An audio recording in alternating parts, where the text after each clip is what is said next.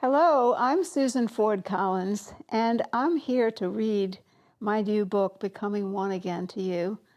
It's a book I wrote some time ago. It was a very emotional time in my life, a beautiful romance, and very difficult marriage and getting out of it.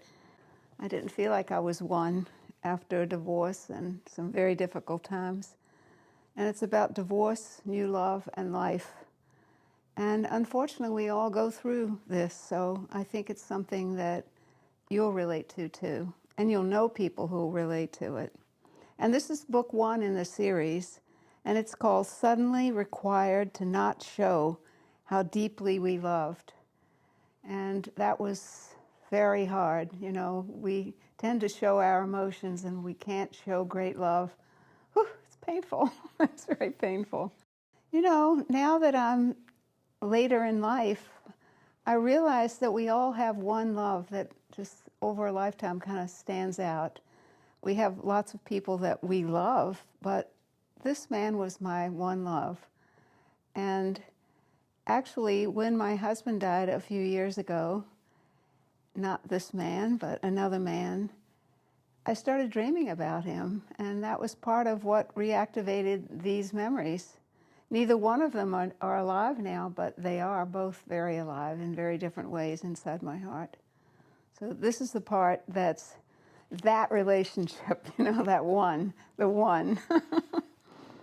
So I'm going to start now, and I'm just going to read it to you and let you react the way you do. I hope you enjoy it.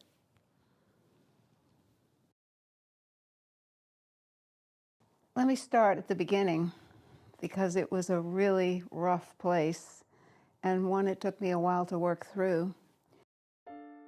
Angry, disconnected, yelling, pushing. We couldn't make our marriage work. I was so afraid that I packed up my two precious daughters and left him.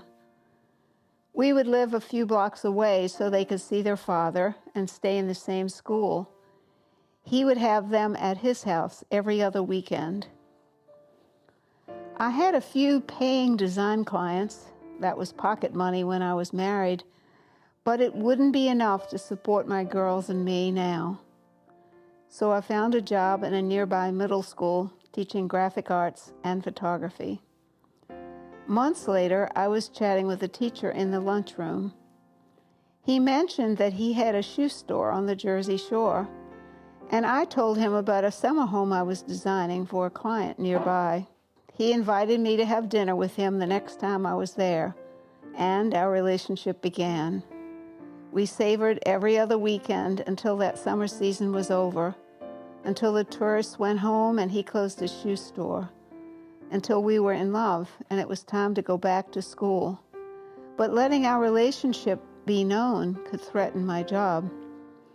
So I started writing poems to him, never expecting him to write back, but he did, giving us code names, BGS and DB.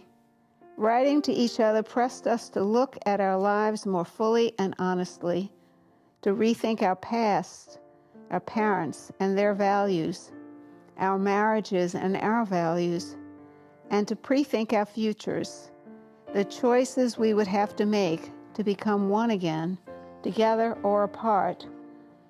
I was divorced. DB was separated. At the beginning, I didn't emotionally understand the difference, but it would become the greatest challenge we would face. Boy, I'll tell you, that took every bit of courage I had, because I wasn't close to my mother and father, so the idea of bringing my two daughters and kind of admitting that I had chosen the wrong relationship was really painful.